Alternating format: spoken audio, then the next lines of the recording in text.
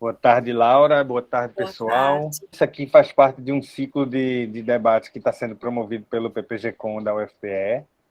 Esse é o terceiro encontro.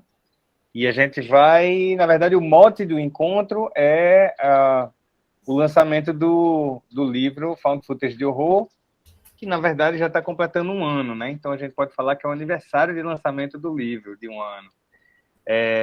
Mas o PPG-Com queria realmente fazer esse ciclo de debates com os pesquisadores da casa que estão lançando livros do ano passado para cá. Então, levando em consideração que poucos de nós conseguiu lançar livro durante a pandemia de uma forma mais sistemática, a gente até que organizou algumas lives enfim, divulgou um pouco esse lançamento, mas é uma oportunidade a mais, já fora da pandemia, ou no momento menos difícil dela, a gente poder fazer essa celebração um pouco. E eu queria iniciar exibindo uma apresentação. De fato, eu organizei uma apresentação. E a partir daí, aí eu e a Laura, a gente vai conduzir uma conversa. It's not a ghost. What is it? Laura, boa noite. Eu vou, na verdade, fazer uma provocação para a gente começar a conversar. O Found Footage de Horror tá acabando? Tá nada. Tudo bom. Tudo bom? Se depender de mim, não acaba. Eu adoro. Né? Vocês estão me ouvindo bem? Primeira pergunta básica. Segundo, eu estou aqui como desconhecido, né? Foi sem querer, mas eu acho que tem tudo a ver aqui com o nosso assunto do dia, né? Com os filmes de desktop horror. Então, eu não consegui trocar, então eu estou aqui como desconhecido, mas sou eu. Né? E eu acho que não, eu acho que o próprio desktop horror mostra que novas tecnologias que vão aparecendo vão sendo incorporadas a esse estilo ou a essa estratégia aí desses filmes e que tem inclusive filmes muito legais, como é o caso do Host, que eu acho muito bom, e o primeiro Amizade Desfeita, né? Alguns filmes já nessa toada do print screen ali que funcionam muito bem. Então, eu acho que não está acabando. Claro, como todos os gêneros de filme, a maioria dos filmes são ruins. Qualquer gênero que a gente pegar, ou subgênero, ou escola cinematográfica, ou período, ou nacionalidade, a gente vai ter uma quantidade muito grande de filmes ruins. E realmente, os found footages, quando são ruins, eles são muito ruins, né? Mas quando funciona, e aí eu fico pensando aqui um filme como A Visita, do Shyamalan, às vezes quando aparecem esses cineastas veteranos, né?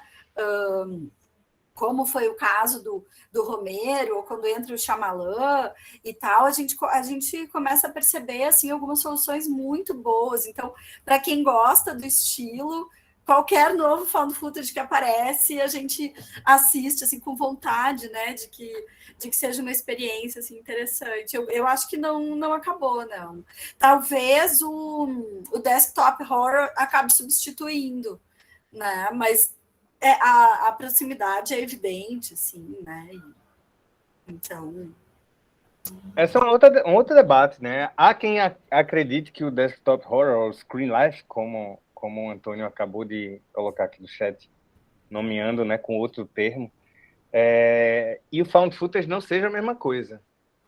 E há ainda quem acredite que o desktop horror parecia uma tendência que ia pegar, mas acabou não pegando. Eu não sei se é muito cedo para gente identificar isso, mas de fato já faz algum tempo. Né? Foi lembrado aqui no chat que o primeiro Screen Life, o desktop horror, na verdade foi um filme de 2002 chamado The Collingswood Story. Uhum. Pouca gente conhece esse filme, mas até porque na época acho que o grande programa, o aplicativo de comunicação online era o MSN ou talvez o ICQ.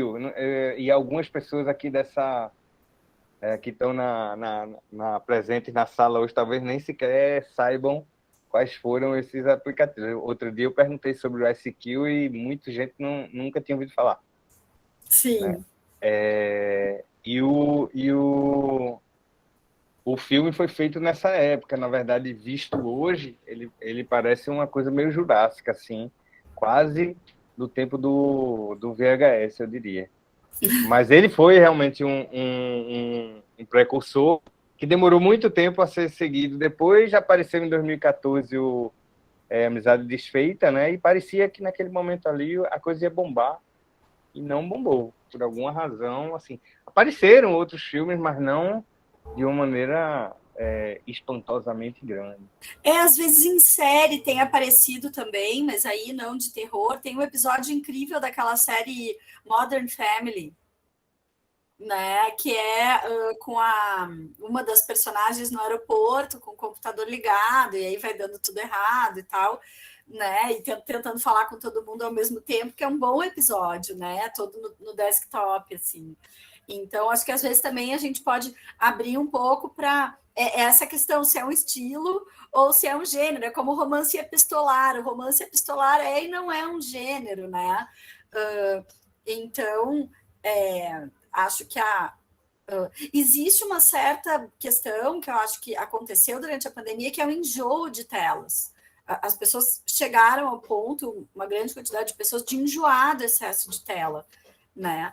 Então, eu estava comentando, em 2020, eu e o Rogério Ferraraz, a gente escreveu um texto sobre o host, né, que saiu na revista Famecos em 2021. Quando eu fui comentar esse texto com os alunos, claro, como ele foi feito muito no calor da hora, a gente foi comentar uma bibliografia e a gente leu o texto e já estava desatualizado. Por exemplo, né, o texto fala sobre o crescimento das plataformas de streaming, que agora várias estão em crise, como é o caso da Netflix, querendo controlar o compartilhamento de assinaturas e tal. Então, houve um cansaço de tela, né? Mas eu tenho uma aposta, Rodrigo, de que quando a pandemia for passado, ela ainda não é completamente passada, né? Agora mesmo a gente tem visto reportagens de que está aumentando de novo, as pessoas pararam de usar máscara e tal, né? E está acontecendo na Coreia do Norte, então ainda não é passado. Mas se isso algum dia for passado, né? Se a gente superar, eu acho que muitos trabalhos audiovisuais que vão tentar rememorar esse período vão se servir desse estilo desktop, assim, acho inevitável que aconteça, e acho que a gente vai ver narrativas muito bacanas, assim, sobre isso, assim, espero, porque eu gosto, né? Mesmo quando é ruim, eu gosto de assistir e ficar imaginando como que daria para fazer aquilo, que soluções as pessoas deram, né? Eu sou fã, por exemplo, daquele filme da Costa Rica, El Sanatório. O Sanatório, sim. Né? Eu acho divertidíssimo aquele filme, assim, e acho que tem muitos filmes muito legais nessa toada, ainda aparecendo, ou coisas que a gente descobre, né? De 10 anos atrás, o filme da Costa Rica, meu Deus, acho que ele já tem mais de 10 anos, mas filmes que a gente descobre às vezes, né? Uma coisa que, quando você falou dos videogames, eu me lembrei, é que existe um filme famosíssimo e infame ao mesmo tempo, que é A Dama do Lago, né? Uma produção da Metro de 1947, que era uma versão de um livro, não sei se do Dashiell Hammett ou do Raymond Chandler, alguém me ajuda, né? Eu acho que é do Hammett mesmo. E é de algum dos dois ali, né? Dos grandes caras adaptados ali para o filme noir. Se eu estiver enganado, o diretor se chama Robert Montgomery. Isso, Robert Montgomery. E ele é o diretor e ele é o ator principal também, né?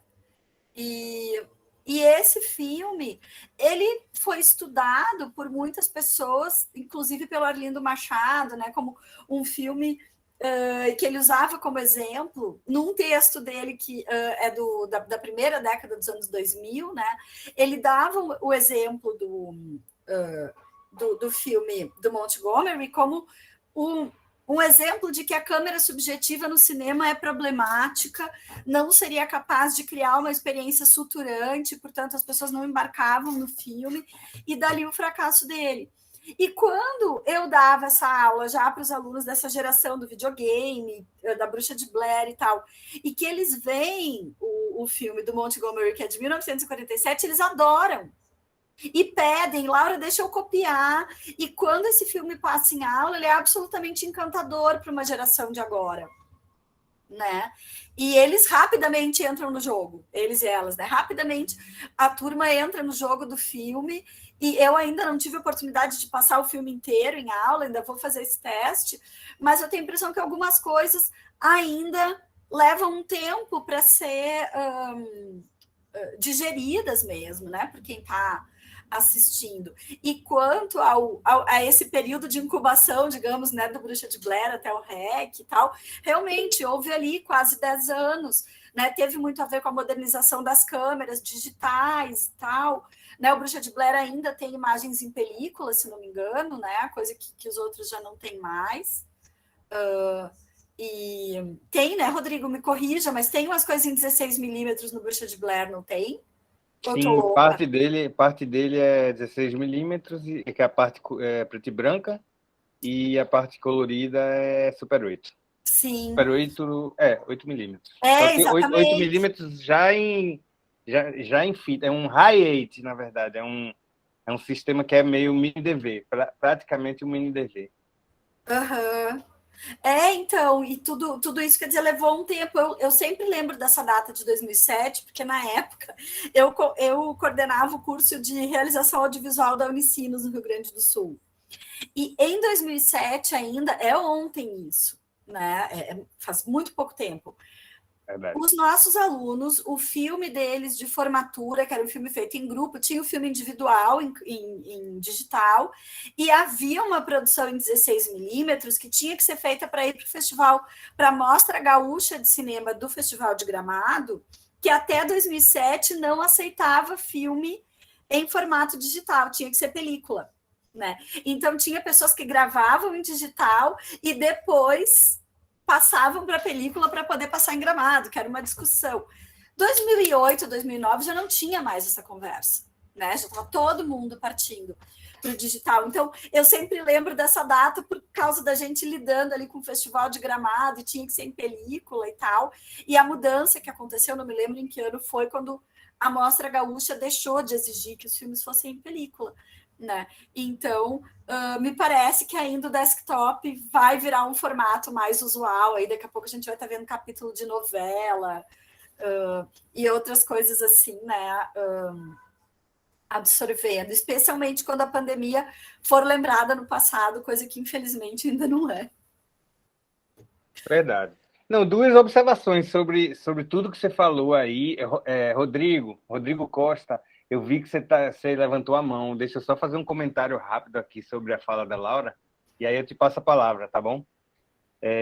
Mas duas coisas bem rápidas. Uma é que a provocação sobre o game foi feita no debate anterior, né? E foi uma provocação que me atingiu em cheio. Assim, puxa vida, como que eu passei 10 anos pesquisando found footage e não falei de game? Né? Em momento algum eu falei do game. E claro que o game tem um espaço nessa história. Porque a década de 90 foi a década em que a gente viu o surgimento de jogos em primeira pessoa assim, fundamentais, como é o caso de Doom, como é o caso do Quake. Eu joguei muito Quake, eu zerei Quake. Na verdade, acho que Quake foi o único jogo que eu zerei na minha vida, até porque eu não sou exatamente um amante de jogos, mas o Quake eu zerei. E eu acho impressionante assim, que isso tenha passado em branco na minha pesquisa, porque, de fato, parte dessa câmera que trepida e parte dessa visão subjetiva em grandes espaços narrativos, né? Você mencionou o filme do Montgomery, aí tem algumas outras experiências, mas no cinema, de um modo geral, fazer um filme inteiro, né, de um longa-metragem inteiro, com 1h30, com a câmera assumindo o olhar de um personagem, né, é muito difícil. Não apenas raro, mas difícil. E até certo ponto é um desafio também, é um desafio duplo, né? Um desafio para o cineasta que precisa criativamente articular uma maneira de estar sempre evitando a quebra da suspensão da descrença, porque tem que haver uma justificativa narrativamente forte para explicar por que os personagens não desligam a câmera ou não saem correndo quando são ameaçados, esse tipo de coisa. Mas é um desafio para o espectador também, que, afinal de contas, precisa acostumar fisiologicamente o seu olhar àquele tipo de filme que está incorporando, na verdade, o olhar de uma terceira pessoa, né, que está, na verdade, mediando a narrativa e o espectador. É daí que eu acho a visita do Shyamalan tão legal, porque quando a gente pega o Barry Levinson, o Romero, o Brian De Palma, né, quando eles fizeram os seus filmes de found footage, eles usaram muitas câmeras, né? É verdade. O Brian De Palma, particularmente, eu acho sensacional a maneira como ele muda de plataforma, inclusive. Totalmente, né? vai pulando São vídeos de YouTube, outra, câmera de segurança, vídeo diário e por aí vai. Né? E o Shyamalan ali na visita, eu acho que eles têm basicamente uma câmera, né? Que passa entre os irmãos, mas acho que é uma câmera só. E aí outra coisa que eu ia dizer, eu me esqueci, aí vamos deixar o Rodrigo falar e eu vou lembrar o que é. Eu vou passar a palavra para ele agora. Rodrigo. Lembrei. Eita. Acabou de estrear nos cinemas um found footage bem estilo que começa como um falso documentário e vai se perdendo, que é aquele The Medium, né? Que tá nos cinemas agora e é maravilhoso, um dos melhores found footage de terror que eu já vi na vida. É o tailandês?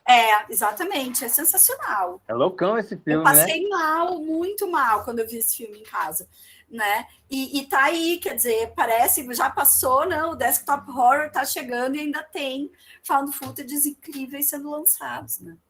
Esse é maravilhoso, todo mundo tem que ver, o melhor filme que tá em cartaz. Verdade. O pessoal que está porventura, não sei se o microfone está captando um ruído de fundo um pouco mais alto aqui, é a chuva, tá? Está chovendo mais forte aqui. Recife está debaixo d'água hoje. Mas, Rodrigo, você já esperou muito, por favor. Boa tarde, primeiro, né? Dizer que eu admiro muito o trabalho de vocês dois, já usei textos de vocês em sala de aula, essa semana mesmo estava dando uma aula sobre som no cinema do horror, cinema de horror, usei o texto do Rodrigo, né? Que é um texto muito bom, né? Tem toda lá uma genealogia, né, do uso do som, do cinema de horror, é um texto ótimo, assim, para trabalhar com graduação, enfim, mas é só uma observação, uma coisa boba, assim, que A Dama do Lago é do Raymond Chandler. Ok. A Dama do Lago é do Raymond Chandler. Só essa. Eu não pude dar o Google aqui para ver se era do Hammett ou do Chandler. Aí, não sei se depois vai abrir para perguntas, assim, não sei como é que vai ser. Já está aberto. Né? Já está aberto? Não, então eu queria... porque a Laura falou essa coisa de estilo do gênero, né? Que é uma discussão que tem muito em torno, por exemplo, do cinema noir, né? Esse cinema noir, o estilo, o gênero. Saber de vocês dois se um dia nós podemos vir a ter o pós-found footage, né? Que seria, ou pós-desktop horror, que seria uma coisa extremamente, né? Que já seria um gênero deslocado, talvez, até do seu tempo histórico, como hoje a gente tem o neo-noir, né? Não seria o pós, seria o neo, né? O neo-found footage, ou neo, né? Desktop horror, que seriam gêneros, né? Já com uma revisitação totalmente calculada, né? Desses gêneros, né? Porque esses gêneros, eles são, né? Ou estilos, eles são muito fazem muito parte de um tempo histórico, né? A partir da medida que surgem as tecnologias, né, de filmagem, portáteis, tal, que se torna uma coisa popular, surge esse gênero, né? Que senão não teria sentido ele existir, né? Saber se vocês acham que no futuro a gente pode ter um neo, né? Uma coisa extremamente autorreflexiva desses gêneros, né? Como é que vocês veem isso? Como a gente tem hoje, por exemplo, como a gente teve a partir dos anos 80, o neo-noir, né? Que aí já era, né, uma coisa extremamente autorreflexiva sobre o cinema noir, né? Enfim. Mas aí não seria pós, desculpa. Seria neo, né? Pós é outra pós-horror é outra discussão. Então é isso, assim, como é que vocês vislumbram um futuro, né? Para esses gêneros em que eles possam vir a se tornar, né? Começar a fazer comentários sobre eles mesmos. Né? E aí seria um gênero de fato, e não, né, um estilo, né? Rodrigo, Laura quer fazer comentário?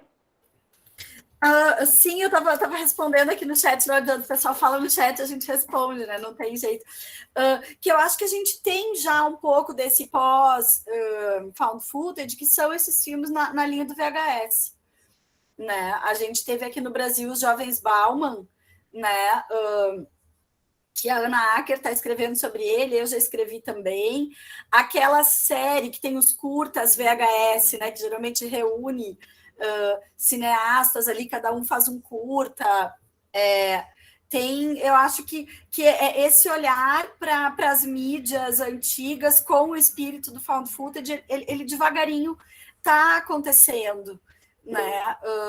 Inclusive, nesse ponto aqui no Brasil, acho que a gente tem que lembrar mesmo dos Jovens Bauman, que foi efetivamente gravado em VHS, o som não. Né? A Bruna Carvalho de Almeida, né, que é a diretora, o som eles não gravaram pela câmera VHS, mas a boa parte, né, daquelas, na verdade, todas as imagens que constam como encontradas, elas tentam olhar como um filme de época, né, usando a própria textura do VHS para marcar a época. Eu acho bem interessante, assim. Isso é muito interessante, essa coisa do som, né? A imperfeição da imagem, ela é uma marca muito visível. Isso é um trocadilho intencional. Ruim, mas intencional. Mas no som é impressionante, como o som é tratado ainda como uma questão de legibilidade. Se você não tem um som legível, principalmente do ponto de vista semântico, você complica o filme. Essa legibilidade, ela às vezes é um pouco deixada de lado na banda da imagem, mas do som não. Aliás, eu trato muito disso no livro, porque é uma questão que me interessa muito diretamente, né? Já que eu entrei no found footage, essa pesquisa começou pelo som, só depois que passou para a imagem.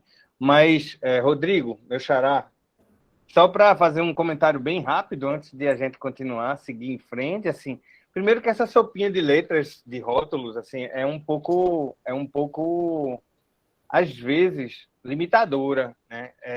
Eu vejo dessa forma. Se a gente tem aí agora, não vou entrar nesse debate, por favor, mas a gente tem aí agora o velho rótulo que agora já é velho, né? 2017, do pós-horror, que já deixou de ser pós para ser pré, enfim, já é velho. Mas esse é um rótulo extremamente problemático, como de resto quase todos os rótulos são, né? Esse rótulo do pós, ele veio da questão do pós-modernismo.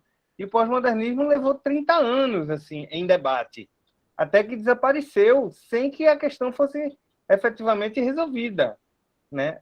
Há pesquisadores que adotaram integralmente esse rótulo, o Jameson, o Lyotard e outros. Tem pesquisadores que recusaram completamente o rótulo, como o Bruno Latour, que vai dizer que, na verdade, nunca existiu nem modernismo, que dirá pós. Enfim, o Bauman vai sugerir a alternativa da modernidade líquida, e por aí a gente segue. Então, na verdade, essa questão de rótulos a gente meio que tentou trazer para as mídias, para o plano das mídias e da arte, uma tendência que é a biologia, onde essa tentativa de classificação em grupos, né, ela é muito mais estável. No caso dos gêneros fílmicos, acho que já é consenso entre os pesquisadores, já há algumas décadas até, que os gêneros eles não são entidades estáveis, eles são mutantes, eles mudam o tempo inteiro, eles não têm uma forma absoluta. E no caso específico do horror, há pesquisadores, a gente está discutindo outro assunto, eu e Laura, em paralelo, um outro artigo que a gente está desenhando aí, que trata um pouco disso, né, Laura? Há pesquisadores que falam que o horror seria o gênero mais flexível de todos, aquele gênero que, na verdade, seria uma espécie de conjunto de pequenos gêneros e não um grande gênero com características capazes de abarcar tudo, né? E eu acho que eu meio que tendo a concordar um pouco com essa ideia. Então, eu me preocupo pouco com gêneros e eu acho que, inevitavelmente, o found footage, na verdade, como já veio mudando, vai acabar mudando, assim como vão mudar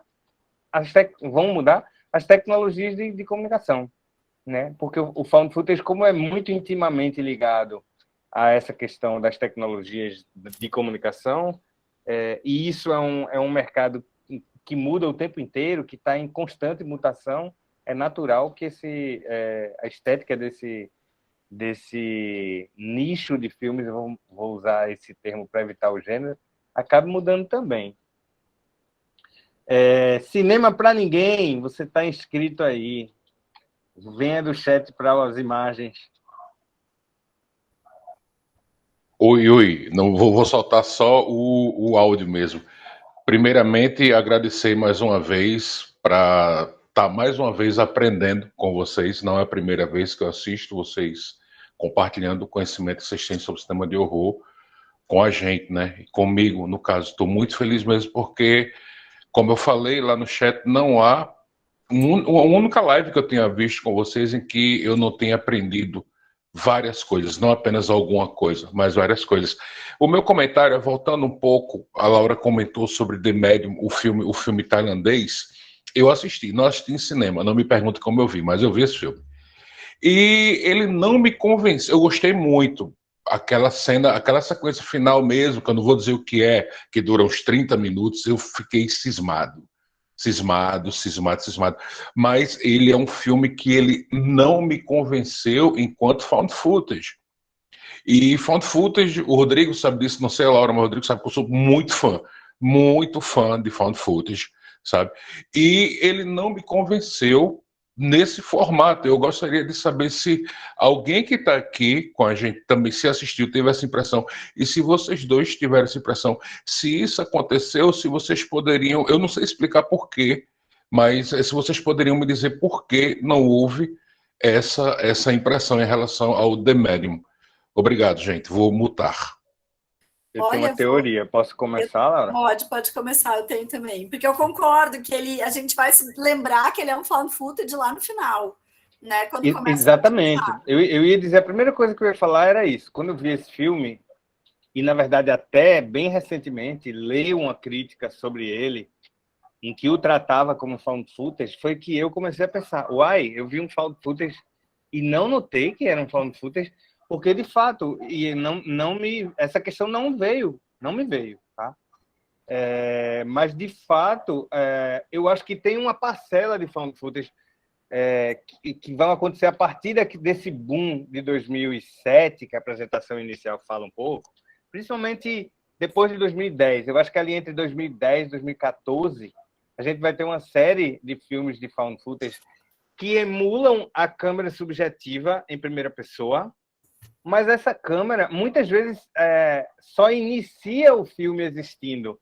E, em algum momento, às vezes a partir do segundo ato, às vezes até um pouco depois, mas em algum momento os cineastas abandonam o rigor com que eles tratam essa premissa da existência da câmera para passar a utilizar somente a estética da câmera, sendo que a câmera não existe. E eu vou dar um exemplo, o melhor exemplo que eu consigo lembrar agora, que é aquele filme, não vou lembrar do nome, mas aquele filme que dramatiza no formato de found footage o caso do Jim Jones e do suicídio coletivo lá da seita da década de 70. Você lembra o nome, Laura? Sacramento. The Sacrament, isso. The Sacrament é um filme que, no terceiro ato, quando o suicídio coletivo começa a ocorrer, a estética found footage ela continua e há uma grande profusão de câmeras, né, que estão circulando ali na ilha onde a comunidade esotérica existe. As pessoas estão morrendo, né, morrendo em grande quantidade, mas as câmeras continuam sendo manipuladas e correndo de um lado para outro, sem que haja pessoas vivas para manipulá-las. E as pessoas não se dão conta disso, porque já estão imersas na fantasia do enredo, né? Ou seja, a suspensão da descrença ela já está funcionando ali a todo vapor, e se a gente não tiver um espírito crítico e não tiver imergido na realidade do filme, na proposta do filme, a gente não vai perceber que não existe ninguém vivo para estar segurando aquelas câmeras.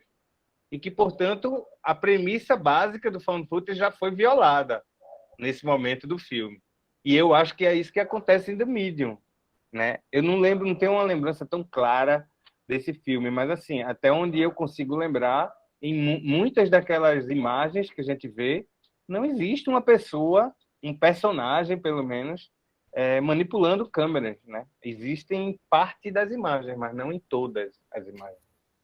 O Vai The lá. Medium, o Daniel comentou aqui que ele acha mais como um falso documentário. Ele está nesse ponto, né? Quer dizer, daqueles found footage cuja premissa é o documentário, como Caçadores de Trolls, lá da Noruega, né? Que é a câmera diegética. É a ideia de que você cria o documentário para justificar a presença da câmera e, a partir de um determinado momento, aquilo deixa de existir, né? A ideia do documentário só fica com as imagens que teriam sobrado. Eu acho que o The Medium, ele todo o tempo tem, pelo que eu vi uma vez só, não aguentei ver 2 vezes, né? Ele tem a câmera todo o tempo justificada na mão de alguém, mas ele até muito longe ele vai como um documentário, né? Então, tipo, se você começa a pensar nos documentaristas, sai daí, cara. Pelo amor de Deus, chegou de filmar esse negócio. Vocês devem estar ouvindo um sino tocar, aqui perto de casa, eu moro no Que alto. beleza. Quando bate o sino da igreja, parece dentro da minha casa, que nem adianta fechar a janela. Mas tem tudo a ver. A pessoa desconhecida, né, com o sino da igreja falando. Mas o The Medium, eu concordo, a gente não assiste como um found footage, a gente vai se dar conta disso lá no fim. Se é que ainda tem alguém carregando aquelas câmeras, mas eu acho que sim, teria que rever pelo menos a parte final, mas elas estão todas ali com os documentaristas, é mais de uma, né?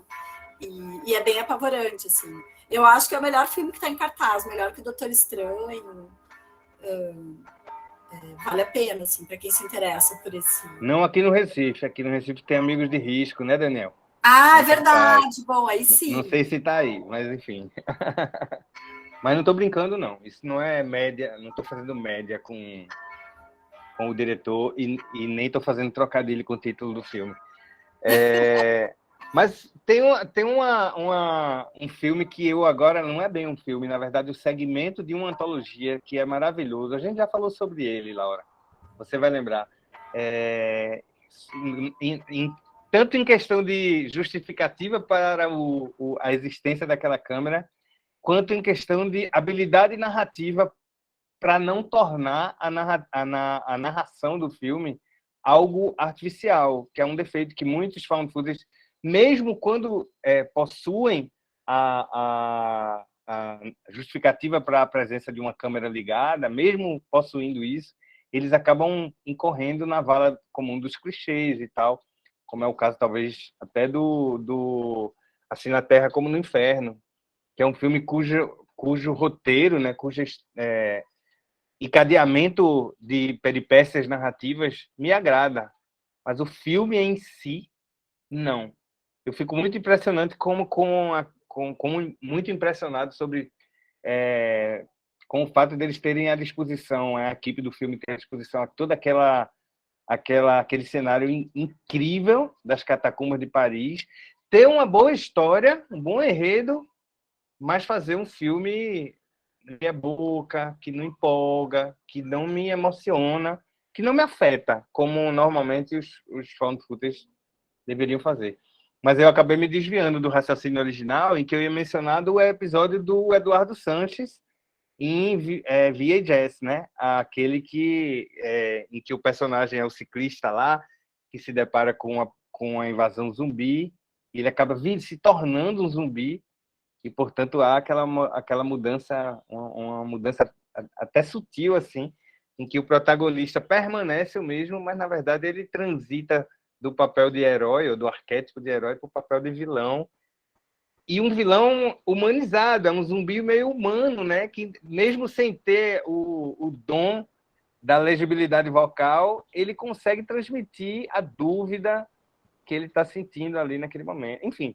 Elabora isso. Porque é um filme que o cara consegue colocar um zumbi com crise de consciência sem mostrar o zumbi. Sabe? É muito difícil fazer aquele negócio. Não, e sem diálogo, né? Você não pode ter 2 zumbis conversando para colocar um deles dizendo, cara, eu não sei bem, não pode, tem que ser... E tem que... Não pode nem mostrar ele. E a câmera tá no Tem que capacete mostrar o olhar dele. dele, exatamente, Não é nenhuma câmera que ele possa virar para ele mesmo, porque está no capacete. Aquele filme eu acho assim, brilhante em termos de solução, e acho que é isso que quem gosta de found footage, em geral, está buscando isso, né? É como conseguir narrar com limitações tão grandes como é naquele caso ali, porque pensa, a câmera não está na mão, ela está no capacete. Sim, perfeito. Né? Nesse sentido, eu não sei se... Acho que a maioria das pessoas nem viu esse filme, mas eu sei que provavelmente Kelps viu, porque quando fui convidado para escolher um filme e debater sobre ele no Toca o Terror, numa das primeiras sessões aqui, um dos primeiros anos, não sei de primeiras sessões, mas um dos primeiros anos em que o Toca existia e fazia encontros ali no Mamã, né? Me pediram para escolher um filme found footage e debater. Eu escolhi um filme chamado Invasion, que é do Albert Pyun, em que a câmera é uma câmera de carro de polícia, portanto está instalada em cima do carro, e o filme é um plano sequência inteiro, né? Então, na verdade, o personagem que está dentro do carro, ele comanda a narrativa. E esse personagem muda, porque o carro ele é roubado, ele começa com um policial, mas depois um outro personagem pega ele, depois um terceiro personagem pega ele. Então, a perspectiva da câmera não é exatamente em primeira pessoa, não está simulando o olhar de um personagem, mas está simulando, sim, o trânsito daquele personagem pela geografia do filme. Geografia tanto física quanto, de certa forma, geografia afetiva também.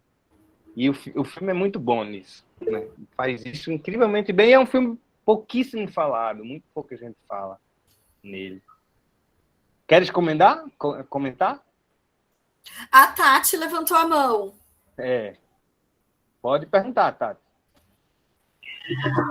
Oi, gente, boa tarde. Era só uma observação e depois uma pergunta. Eu estou escrevendo sobre o Poughkeepsie Tapes, e aí ele tem essa mistura, né, de falso documentário com found footage, né? E aí, quando ele chega na parte do found footage,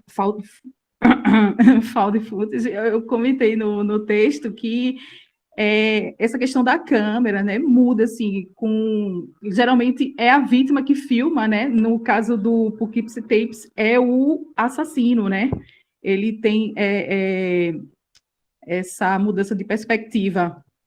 E aí, não sei se vocês conhecem outro filme ou outros filmes que traz esse olhar não convencional, sei lá, se pode chamar assim. E uma outra pergunta que eu acho que o Rodrigo já deve ter respondido, mas aí eu queria ouvir mais de vocês, que é sobre por que a gente não tem mais desse tipo de filme dirigido por mulheres. Era isso, obrigada. Tá. Sobre o Poughkeepsie Tapes, eu tinha duas, na verdade, observações a fazer, talvez ajude não sei se responder, mas pelo menos refletir um pouco sobre a sua pergunta. Um é que eu acho que é um dos found footage que mais me incomoda, mais incômodos para mim. Não parece para mim uma experiência só fílmica, sabe? Vai um pouco além, assim, é um found footage um pouco incômodo. Eu diria que talvez tenha sido o found footage mais incômodo que eu vi até ver Megan Smith, que é um caso muito singular, e depois a gente pode... Que era o exemplo que eu ia dar para a Tati, o Megan Smith, que ali Megan Smith eu sempre conto essa história, mas assim, eu tenho eu tenho 3 filhas, né? Para quem não sabe, a do meio, que se chama Helena, ela se interessou um pouco espontaneamente por cinema e particularmente por cinema de horror. Então, evidentemente, como fã e pesquisador, eu comecei uma educação informal, audiovisual, sobre cinema em geral e horror em particular. Ela já viu muita coisa legal. Ela tem só 15 anos, mas ela já tem uma cultura cinéfila horrorífica bastante significativa. E ela já viu alguns filmes bem pesados. Ela já viu Mártires, ela já viu a Torture Porn, alguma coisa. Mas sempre aceitou bem, né? Eu sempre observo para ela se alguma coisa te incomodar, se tiver assustada ou qualquer coisa parecida, me avisa, que a gente para, a gente conversa, ou a gente deixa o filme de lado, o que seja. E o único filme em que isso aconteceu foi Megan Smith, né? Para quem não conhece, procure. No YouTube tem ele completo, inclusive. Para quem não quiser procurar muito, vai no YouTube que ele está lá. E ele é muito assustador, ele é muito horrorífico. Eu conheço muito pouca gente que conseguiu chegar ao fim dele sem se sentir incomodado. Não necessariamente assustado, mas certamente incomodado. E a outra observação que eu ia fazer é que o Poughkeepsie Tapes me parece que, em alguma medida, apesar dele não ser um filme novo, né, ele expressa aquilo que eu acho que poderá vir a ser o futuro, tanto do found footage tradicional, mais clássico, vou chamar assim, quanto do Screen Life, ou Desktop Horror, que é não necessariamente a gente ter um longa-metragem incompleto, inteiro, aprisionado dentro desse formato, mas que partes da narrativa, da história, sejam filmadas dessa maneira. Né? Então, o Poughkeepsie Tapes, talvez ele funcione com mais dinamismo do que boa parte dos found footage, justamente porque ele não tem que obedecer a essa premissa restritiva de ter que ter um personagem segurando a câmera o tempo inteiro. Né? Parte desse filme é um documentário, né? Falso, tudo bem, um falso documentário, mas convencional. E os falsos documentários eles são muito mais antigos. Né? O livro trata disso também, do que o found footage. O found footage a gente só vai ter um filme inteiramente found footage em 1992, quando aparecem os primeiros found footage 100%, né? Mas falsos documentários a gente já vai ter na década de 60 e, de certa modo, até mesmo os filmes dos Beatles são falsos documentários, porque são sobre pessoas reais que estão interpretando versões ficcionais de si. Eu não sei, na verdade, se eu respondi a pergunta, mas eu refleti, pelo menos, sobre o filme e as questões. Laura? Eu acho que sim, eu acho que em relação à pergunta da Tati, o mesmo filme que me ocorreu foi o Megan Smith, sim, né? Porque justamente aquela parte final, a câmera vai para a mão do assassino, né? Ela não está todo o tempo com ele, né? Existe uma... Do que eu lembro do filme, porque eu não aguentei, eu nunca revi, achei que passou dos meus limites, assim, né? E aí eu tava lembrando, já tô viajando aqui, porque as perguntas vão se misturando na cabeça da gente, mas o VHS mais recente, eu acho que é o terceiro da série, né? Essa série VHS que tem esses curtas, e que o primeiro justamente é o que tem aquele filme que a gente comentou, né, do zumbi.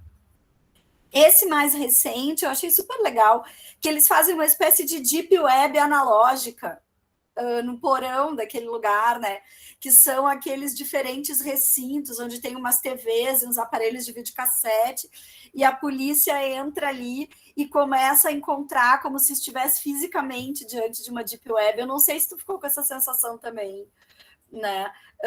Mas de que realmente se está tentando comparar esse nosso universo midiático aqui com o de algum tempo atrás e tal, né? Produzir algumas dessas reflexões, assim, que o found footage permite, né? Que é de pensar sobre aquela ideia da hipermediação, né? Quando você tem muita consciência do meio na própria experiência de assistir uma história que está sendo narrada por aquele meio. Isso me chamou bastante atenção, apesar do filme nem ser tão legal, nem todos os episódios são tão legais, mas eu gostei muito dessa narrativa moldura, digamos, né, que dá o start para a gente ver os diferentes episódios nessa coisa de uma deep web analógica. Não sei se quem viu também ficou com essa sensação, assim. Eu achei que foi perfeita a sua observação. Eu tenho essa sensação lá também. Tenho mesmo. Como tenho com outros filmes, tá? De found footage também. Especialmente esses que saem um pouco desse formato que talvez tenha... O que cansa mais, talvez, no found footage seja exatamente a repetição de certos modelos, né? Parece que tem templates, assim, a pessoa escolhe um. No livro fala um pouco sobre isso também, né? Vários desses temas que a gente está discutindo aqui está lá no livro. E um desses formatos, talvez o mais explorado, e para mim, pelo menos, o mais cansativo, é o da equipe de filmagem que vai para um lugar, né, mítico, que sobrenatural, que de alguma forma pode conter traços de algo sobrenatural, para tentar desvelar. Esse lugar pode ser uma floresta, né, a Bruxa de Blair, pode ser um hospital abandonado, como o sanatório, como o Grave Encounters, e por aí vai. Tem um monte de filmes, assim, para a casa de um serial killer, ou coisas parecidas. Esse formato é muito explorado e me parece que ele não toca no nervo sensível do found footage, coisa que o Capture Tapes faz.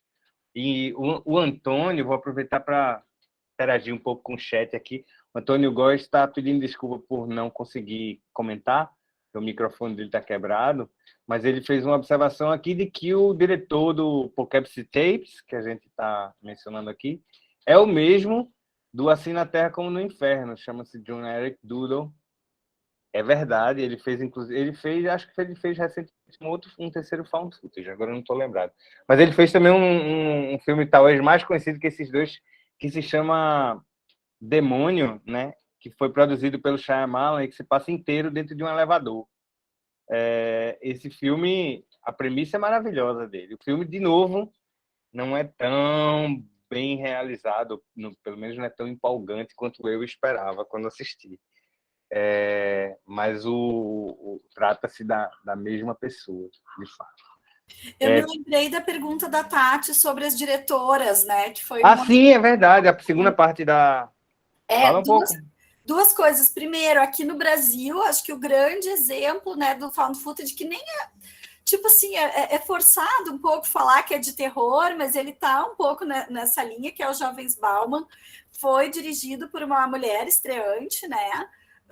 Foi um filme de formatura dela, de alguma forma, na ECA, e depois como curta, e aí depois ela expandiu para um longa. E ele não só foi filmado por uma diretora, como a personagem que filma dentro do filme é uma diretora também, né? Então ele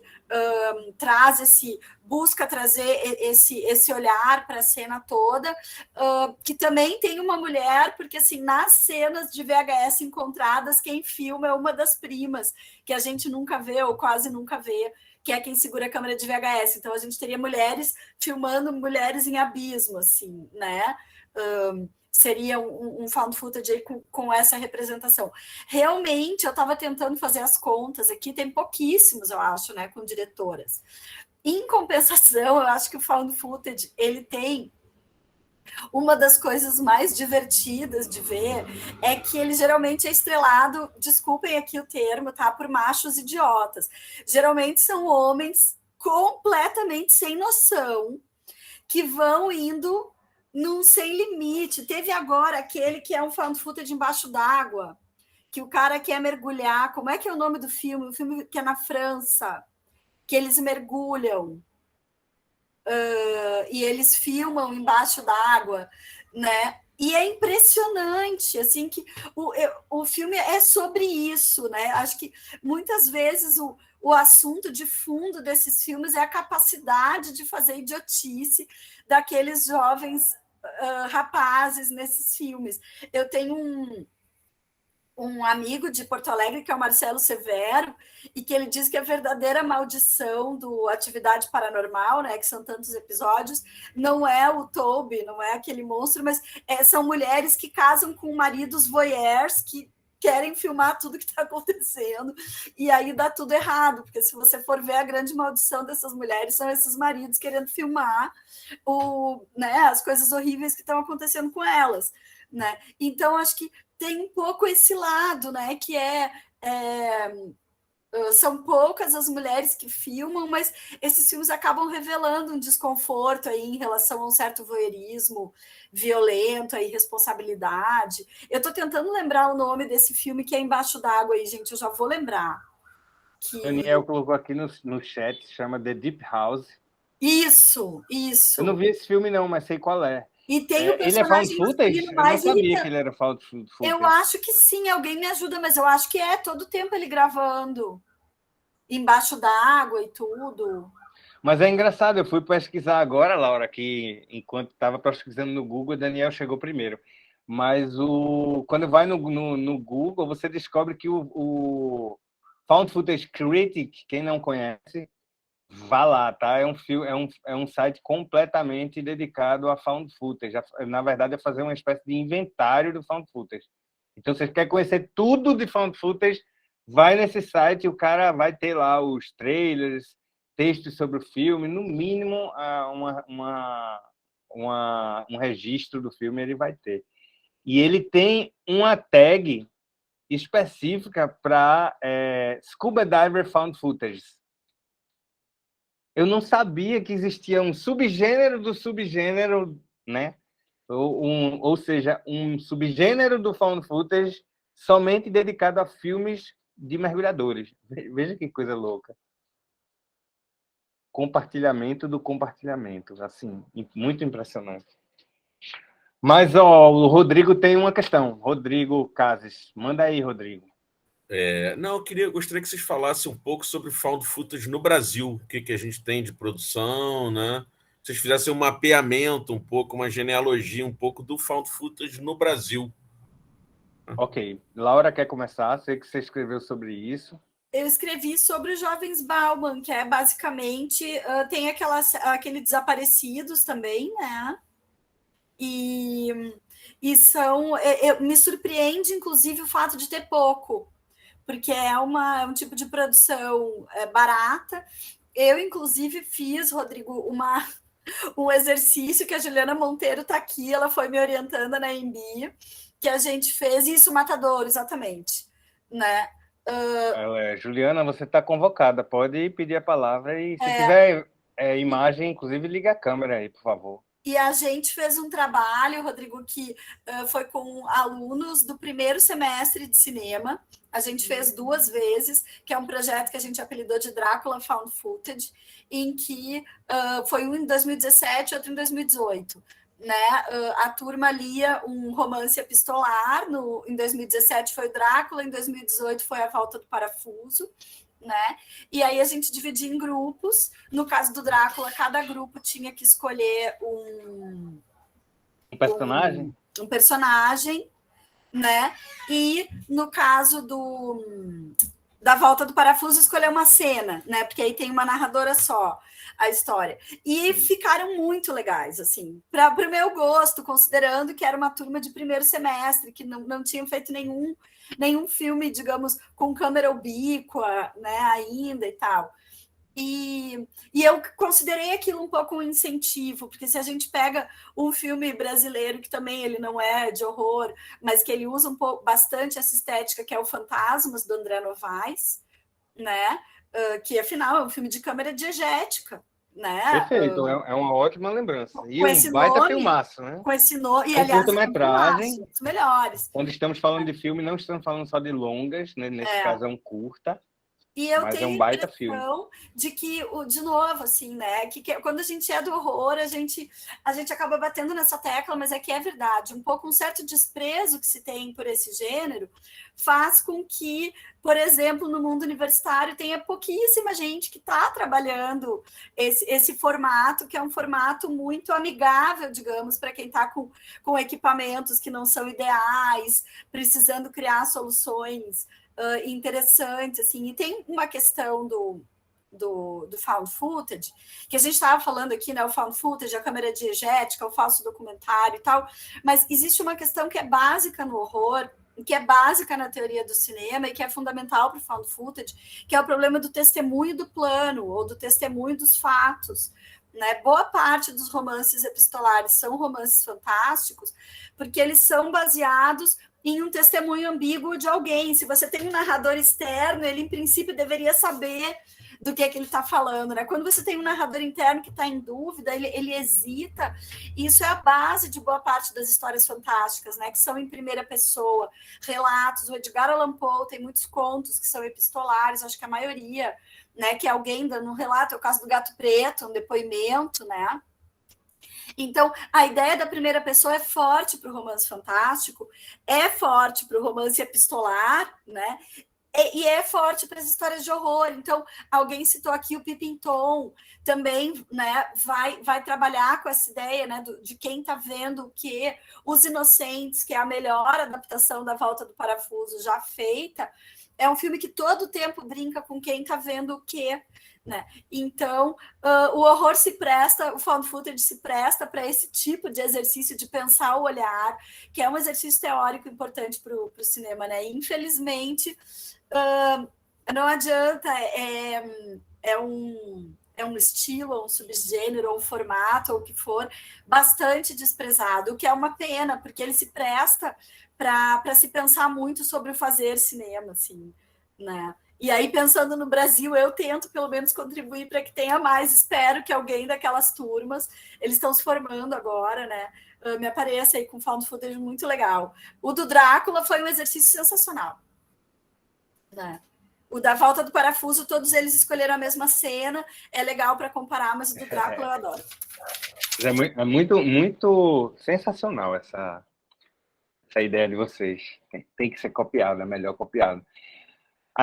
Rodrigo, na verdade, eu acho que eu talvez possa dar dois ou três pitacos a mais. De fato, eu vou concordar com tudo que a Laura falou aí, inclusive com essa parte pedagógica no final. Assim, para mim, como professor de graduação, isso é algo que precisa ser pensado e que precisa ser incorporado nas nossas experiências pedagógicas. Mesmo e talvez essas experiências eventualmente se tornem filmes, porque como diz o Marcelo Iqueda, que estava aqui no debate até pouco, uma das características mais importantes da nova geração de cineastas brasileiros, né, dos últimos 20 anos pelo menos, é a entrada no cenário de produção audiovisual de novos agentes, que até então não produziam, não era por falta de vontade, mas era por falta de condições, né, financeiras e ou técnicas.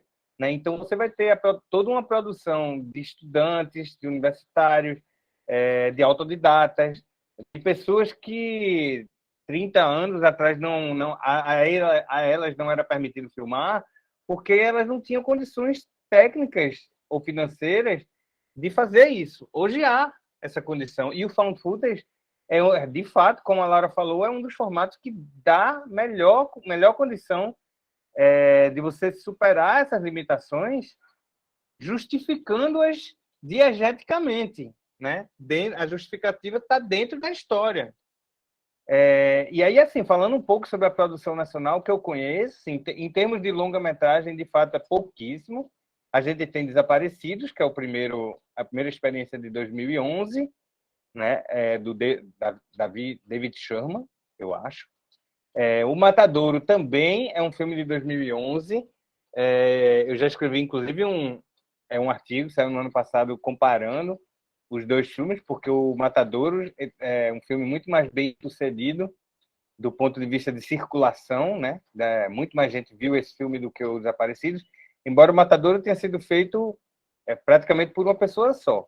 É o Carlos Júnior, se eu não estiver enganado, do interior de São Paulo.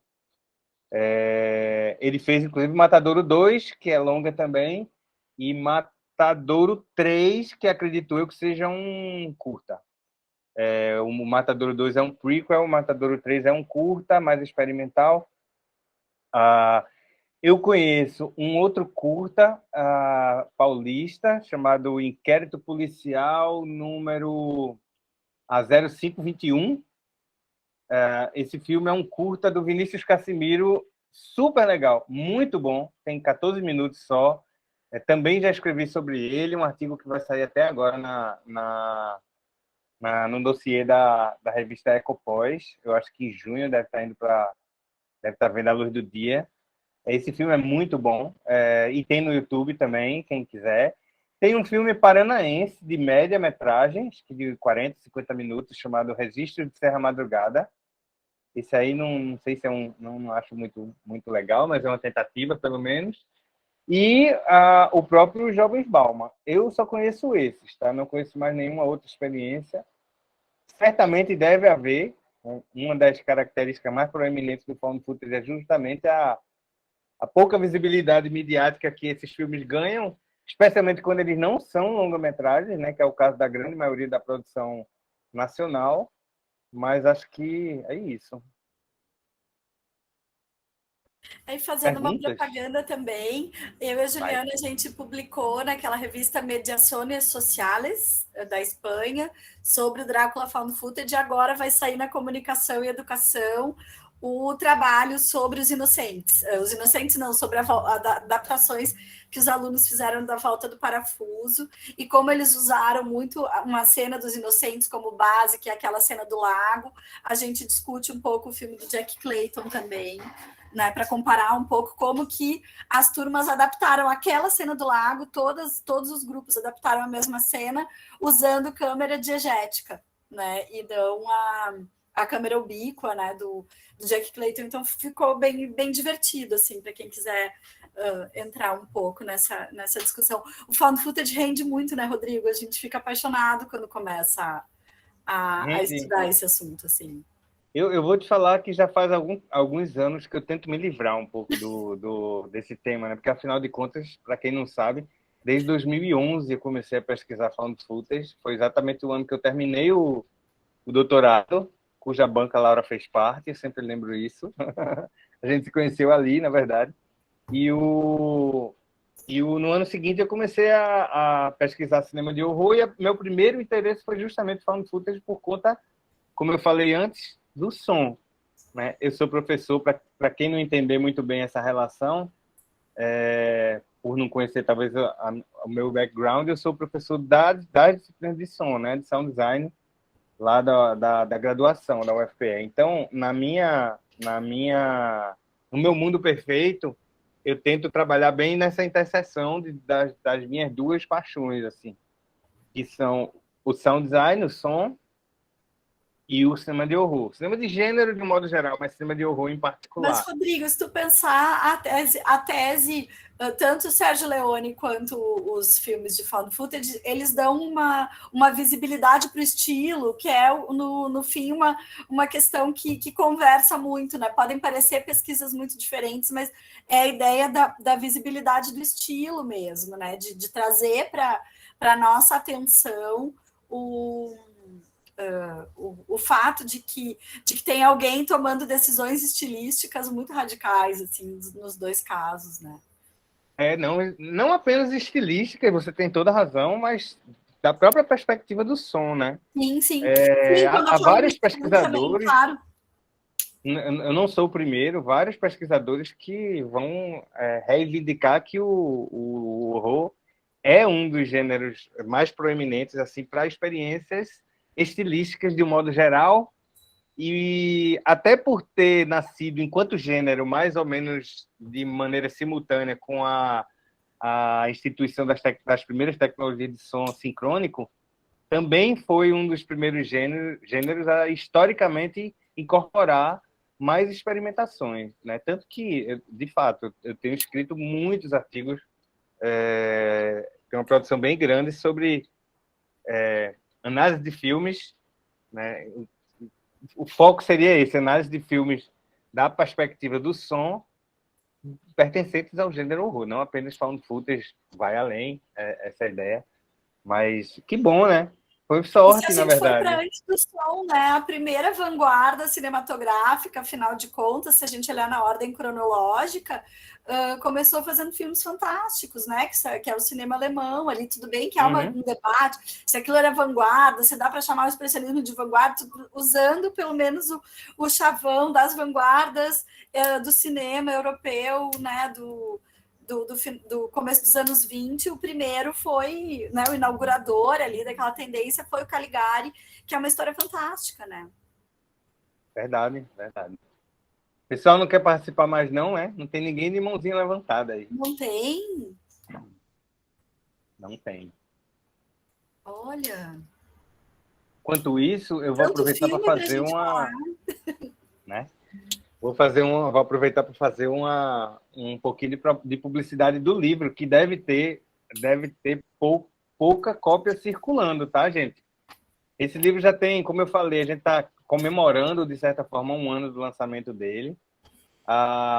E a edição dele foi pequena, foi curtinha.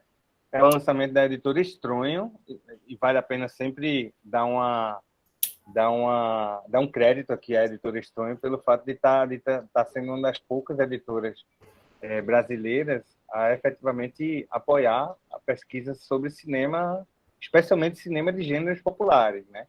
Uma série de livros lá na coleção da Estronho sobre cinema. A minha tese de doutorado foi publicada em livro por eles, que é um estudo do estilo do Sérgio Leone. A Laura já organizou uma coletânea sobre o cinema de Tim Burton, que saiu pela Estronho. Saiu esse livro do Found Footage. E tem um outro livro no Prelo lá. Também. Qual? Os livros do Felipe Falcão foram pela Estronho. Isso. Ele tem 3, né, pela Estronho. 2 são pesquisas acadêmicas e 1 é um romance. Isso. Mas a produção do Felipe é grande. Tem 2 filmes sobre cinema de horror, 2 livros sobre cinema de horror pela Estronho também. Um deles, uma tese defendida no programa de vocês, né? O primeiro é uma dissertação. É a dissertação que ele defendeu na UFPB, e a segunda é a tese que eu tive o prazer e a honra de orientar lá no nosso programa. Mas está saindo um novo livro aí, meu, escrito em parceria com a Débora Oposto e Rodrigo Meirelles. Esse não trata diretamente sobre horror, é mais sobre sound design mesmo. Ele discute o som da perspectiva imersiva, a imersão sonora no cinema contemporâneo, assim. Acho que daqui a uns 2 meses, talvez esteja batendo aí nas lojas. Mas concluindo o raciocínio sobre o livro, Found Footage de Horror, tem bem poucas cópias, tá, que foram impressas pela Estronho. A tiragem foi pequena, infelizmente, porque a gente não tem um público muito grande desse tipo de produto no Brasil. E eu acho que a Estronho deve ter aí mais talvez uns 20 a 30 cópias, faltando para encerrar, e na minha mão deve ter umas 15. Então, quem tiver interessado no livro, vai no site da Estronho, estronho.com.br, tem a loja virtual deles lá, pode comprar tranquilo, que é bem seguro. Ou pode entrar em contato direto comigo, escreve aí para o meu e-mail, rcarreiro@gmail.com, e a gente conversa. Ou vai nas redes sociais, no Facebook, no Instagram. É isso aí. Cleiton levantou a mão agora. Cleiton, fala um pouco sobre isso. Olá, tudo bem? Boa noite. Vocês estão me ouvindo bem? Sim. Estamos ouvindo, Cleiton. Manda ver. Beleza, deixa eu baixar minha mão aqui de novo. Eu só queria falar que eu comprei o livro, já está aqui na minha mão aqui, já chegou, já tem. Olha aí. Legal, bacana. Eu ainda não li nada, mas eu já dei uma folheada, estou muito interessado, porque eu cheguei no terror bem recente, assim, eu conheço o Kelps aí também, a gente conversa, eu sou de Belo Horizonte, mas a gente conversa à distância, assim, e eu cheguei no terror bem recente, porque eu era pequeno, eu morria de medo, e então agora que eu tô correndo atrás, assistindo tudo e tal, então eu tive uma fase de ver muito de terror slasher. Eu escrevo para o site Cinemascope, eu até fiz um especial lá sobre terror slasher e tal. Agora estou me interessando para os de vampiro e vou explorar também os de found footage também. E a minha dúvida, assim, / comentário, porque quando lançou A Bruxa de Blair, eu estava, sei lá, 6ª série, alguma coisa assim, e tinha muito aquela áurea, assim, de aquilo ser real, né?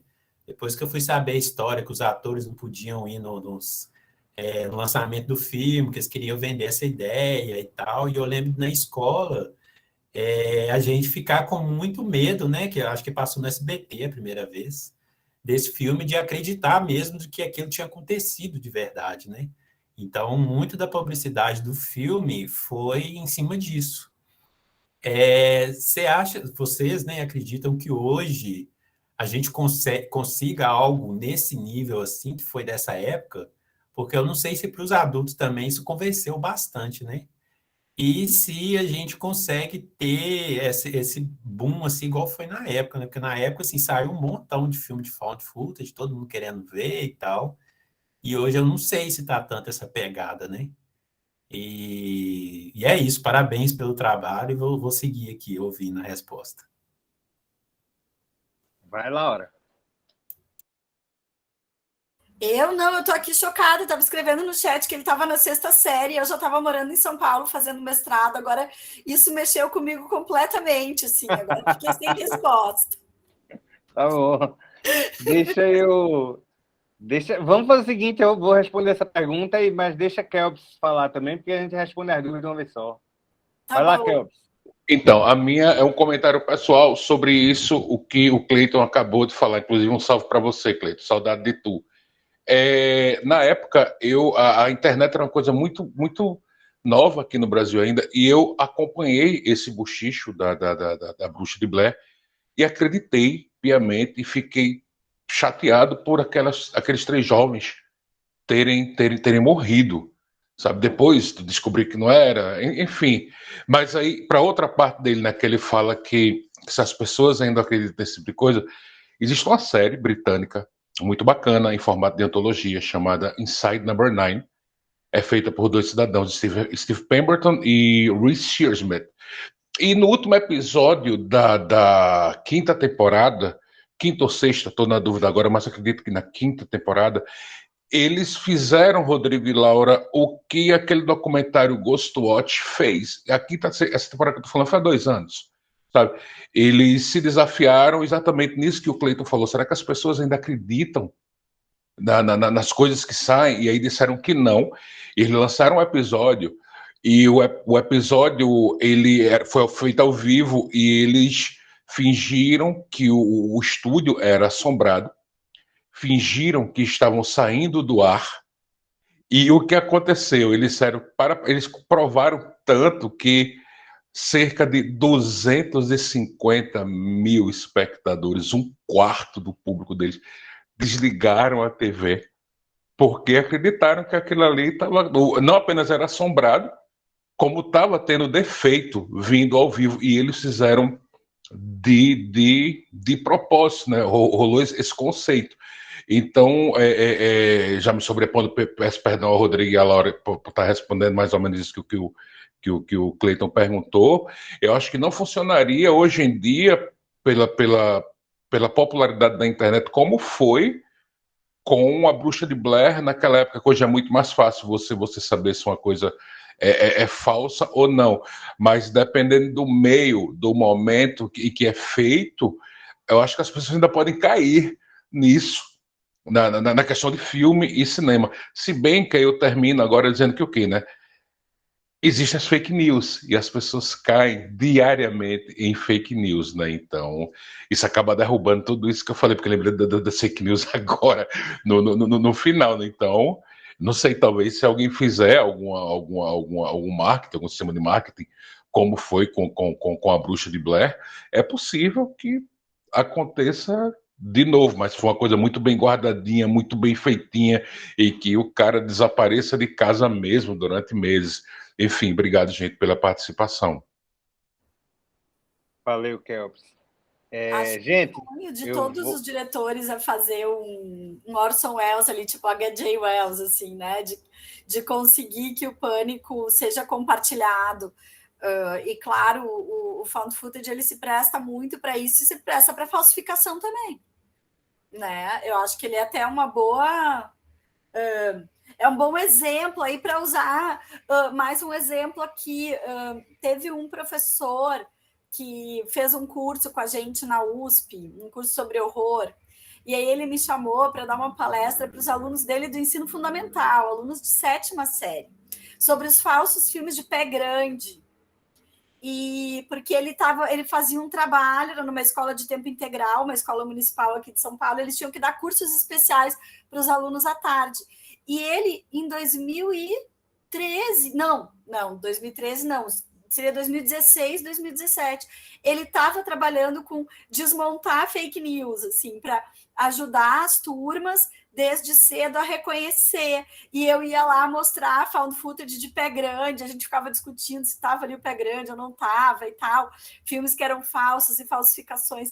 Então se presta muito, e era muito divertido porque as crianças eram bem espertas, assim, né? Espero que continuem, né? Que fiquem desconfiadas, mas elas eram bem espertas nessa coisa de distinguir. E tem essa tradição dos falsos filmes de Pé Grande, que é uma diversão, né, Rodrigo? Né, daquelas filmagens, filmei um pé grande andando lá longe e tal, né? E tem filmes de terror baseados nessas buscas pelo pé grande também. Então, acho que tem um ponto bem... A resposta que eu ia dar passa um pouco pela observação que o Antônio Góes fez aqui no chat, que eu vou ler. Ele lembrou que o Megan Smith bombou na internet no meio do ano passado. Foi isso mesmo, viu, Antônio? Você não está enganado, não. Foi no meio do ano passado. Porque estavam acontecendo denúncias em massa sobre o filme no YouTube, já que acreditavam que era tudo real. O filme bombou por causa do TikTok. Começaram a fazer cortes do filme, jogar no TikTok, e como tinha sido feito muitos anos antes, de repente as pessoas começaram a acreditar que aquilo era real. Porque, de fato, é bastante verossimilhante o filme, né? E, como a gente já falou antes, muito, não vou dizer assustador, mas muito, tem um potencial assim de incomodar, muito incômodo, né? E o que eu acho é o seguinte, na verdade, tudo depende, Cleiton, primeiro, se foi intencional, como sempre foi, né? Durante séculos, né? No videozinho de abertura aqui da live, eu falei sobre isso, desde os romances epistolares, né, 500 anos atrás, a intenção dos autores sempre era borrar o limite entre realidade e ficção. E sempre, durante 500 anos, deu certo. Por que isso pararia de dar certo agora? Né? Tudo agora é uma questão de domínio de tecnologia e criatividade. Né? E eu acho que, na verdade, ao contrário do que muitas pessoas podem acreditar, a gente tem a internet hoje em dia, a gente tem acesso a tudo instantaneamente, então não dá mais para cair na mentira. O próprio Kelps falou das fake news, mas não é só as fake news, a gente tem só para falar de um conceito que essa semana a gente falou bastante sobre ele, eu e a Laura, uma insegurança perceptual, como chama o Elsasser, o teórico alemão, que é uma desconfiança generalizada sobre a natureza das coisas, a natureza das imagens, a natureza dos sonhos, a natureza até mesmo das notícias, né, do noticiário, da mídia. Então, assim, eu acho que as coisas se resumem à criação de estratégias, no caso dos realizadores que têm a intenção realmente de efetuar esse borramento de fronteiras entre ficção e realidade. E, eventualmente, vão acontecer casos como esse do Megan Smith, em que, mesmo o filme sendo feito sem essa intenção explícita, ele pode ser interpretado pelo público, dependendo do contexto em que ele for visto, como um elemento borrador dessas fronteiras que nem sempre estão tão bem demarcadas como a gente quer acreditar que estejam, né? Não sei, posso estar falando bobagem também, mas... Não, com certeza. Sabe o que eu estava lembrando? Tem um documentário que eu nem gostei muito, na verdade. Um documentário coreano que está na Netflix, que é sobre uns grupos de Telegram que ficavam chantageando meninas, dizendo que tinham roubado os dados delas, e elas tinham que ficar fazendo vídeos curtos para postar em comunidades do Telegram. Meninas muito novas, de 12 anos, 13 anos, ficavam muito assustadas e tal, né? E ficavam postando vídeos bastante degradantes para uma audiência que o documentário não esclarece muito quem era essa audiência, né? Mas os líderes, digamos, né, eram rapazes ali um pouco mais velhos do que elas, né? Tipo, as meninas tinham 14 anos, em média, os meninos deviam ter 20, né? Mas que eles se comportavam ali como gangsters mesmo, né? E aquilo durou anos e demorou para que aquilo se transformasse num escândalo, mas enfim, é uma noção de deep web bastante disseminada. E aí, claro que esses filmes de found footage se prestam, porque rola muita coisa na deep web, por exemplo, de câmera de segurança que filmou acidentes ou homicídios ou coisas muito violentas. A gente vê até na televisão, eu acho horrível. Às vezes você está almoçando e ficar mostrando cenas de câmeras de segurança de filmes de crimes que já estão resolvidos, que não precisa ficar vendo aquilo, você vai várias e várias vezes, né? Sim. Alguns... Havia até um tempo atrás, Laura, desculpa te interromper, mas até alguns anos atrás a gente não mostrava, você trabalhou como jornalista, como eu, você sabe, não se mostrava na televisão cenas de mortes reais acontecendo. Então, tem quase que uma indústria de snuffs de é? câmera de segurança, quer dizer, que não é produzido para aquilo, e que circulam. Então, o Megan Smith, por ser feito, digamos, com um efeito de realismo muito intenso, ele se presta, e vários outros desses filmes talvez também, né? Isso.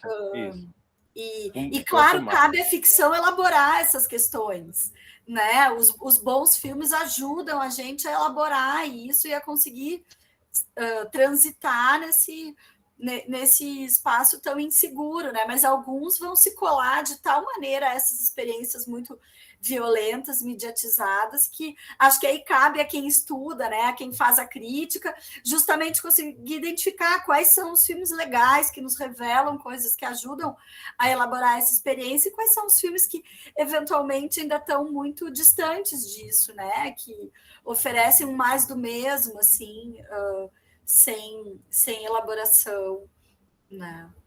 Exatamente. Eu fico lembrando aqui, a gente falando aqui, passando pela minha cabeça, por exemplo, que ninguém explorou ainda, pelo menos que seja do meu conhecimento, no found footage, a tecnologia do deepfake, né? Que, cara, dá para fazer tanta coisa com essa tecnologia. Evidentemente, você não vai fazer isso com pessoas famosas, porque vai ter um problema de direitos autorais e tal. Mas se a gente estiver falando de filmes comerciais, porque tem uma parcela dos filmes de found footage, de terror, que não são comerciais, que estão no YouTube, né? Que as pessoas fazem por diletantismo ou para conquistar algum tipo de experiência, como os alunos da Laura lá fizeram o Drácula Found Footage, né? Como exercício de tecnologia, ou como exercício de direção criativa, escrita criativa, etc. e tal. Eu fico pensando que daí podem surgir coisas bem interessantes, sem falar nesse próprio fenômeno do Megan Smith, que aí já é uma outra coisa, né? Porque já são filmes de found footage que não foram feitos para borrar necessariamente essa divisória, mas que inseridos num contexto diferente, acabam fazendo isso involuntariamente. O que é um fenômeno também muito interessante, mas é uma outra coisa, um pouco diferente. Bom, a gente está chegando no final.